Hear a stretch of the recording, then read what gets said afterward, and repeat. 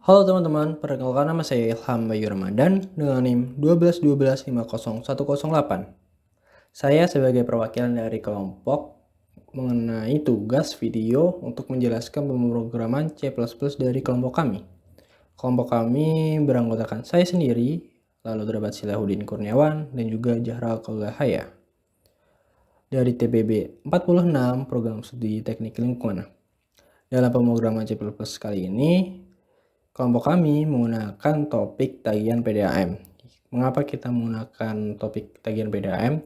Karena ini berhubungan dengan SPAM, yaitu sistem pengolahan air minum. Oke, saya akan menjelaskan mengenai yang pertama ialah tipe data dan variabel. Tipe data di sini kami menggunakan string, char, float, dan integer. Di string dan char yaitu kita dapat menginputkan karakter. Lalu di float kita dapat menginputkan bilangan desimal. Lalu di integer kita dapat menginputkan bilangan bulat.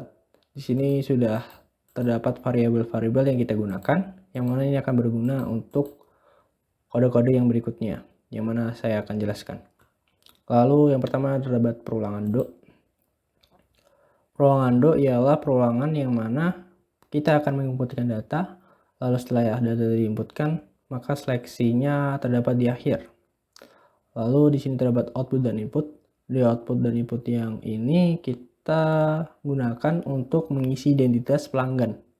Lalu kita menggunakan getLine, yang mana ini berhubungan dengan string yang ada di atas tadi. Mengapa kita menggunakan getLine? Agar inputan karakter ketika menggunakan spasi tidak terjadi error. Lalu di jumlah pemakaian, kita menggunakan inputan syn untuk variabel a, yang mana akan dibahas di selanjutnya.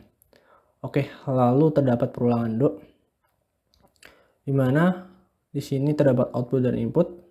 Output dan input di sini mengenai kode, yaitu kelas dari pelanggan kami, di mana akan dibagi terdapat industri, rumah tangga, dan biasa. Lalu setelah diinputkan kode, maka langsung menuju ke percabangan 1, di mana kita menggunakan switch. Ketika pelanggan menginputkan 1, maka terdapat keterangan tarif sama dengan 15. Lalu ketika pelanggan tidak menginputkan salah satu dari ketiga ini, maka akan di output, yang mana terdapat perulangan while, yang mana pelanggan akan mengulangi pemrograman sehingga pelanggan memilih di antara salah satu ini. Langkah selanjutnya terdapat percabangan 2, di mana percabangan 2 ini berlaku untuk dua data, yaitu pertama A, yaitu jumlah pemakaian yang di awal tadi. Lalu terdapat tarif. Tarif ini berasal dari percabangan pertama. Lalu kemudian terdapat konstanta. Konstanta ini berisi mengenai operasi matematika yang dihasilkan dari variabel-variabel yang telah kita gunakan sebelumnya. Baik dari percabangan 1, percabangan 2, lalu juga jumlah pemakaian. Lalu yang terakhir terdapat output tagihan. Di sini menjelaskan mengenai tarif, biaya, pajak, dan tagihan, yang mana hasil di sini berasal dari konstanta dan juga operasi-operasi matematika yang sebelumnya, yaitu di percabangan 1 dan percabangan 2 juga.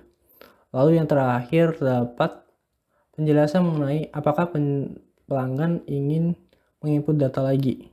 Jika pelanggan ingin menginputkan data lagi, maka menekan huruf Y, yaitu ya. Jika tidak, bisa menginputkan dengan huruf N. Ketika menginputkan huruf Y, maka akan terjadi perulangan while. Lalu yang terakhir terdapat inputan. Ketika pelanggan menginputkan N, maka program selesai.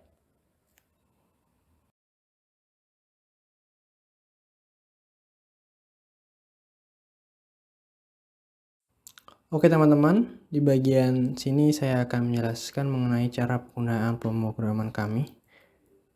Oke, langkah pertama kita ialah mengisi nomor pelanggan. Kita isi saja, lalu menggunakan nama saya saja di sini untuk nama pengguna. Lalu kita enter, alamat kita masukkan, enter. jumlah pemakaian, kita menggunakan bilangan bulat. Lalu kita enter. Kode terdiri dari 1 dan 3. Lalu kita menggunakan kode 2 untuk rumah tangga. Oke, di sini sudah tertera apa saja tarif, biaya, pajak, dan tagihan. Lalu di sini terdapat pertanyaan, apakah Anda ingin mengulang inputan lagi? Oke, mari kita mulai dengan tidak. Oke, terima kasih. Selesai.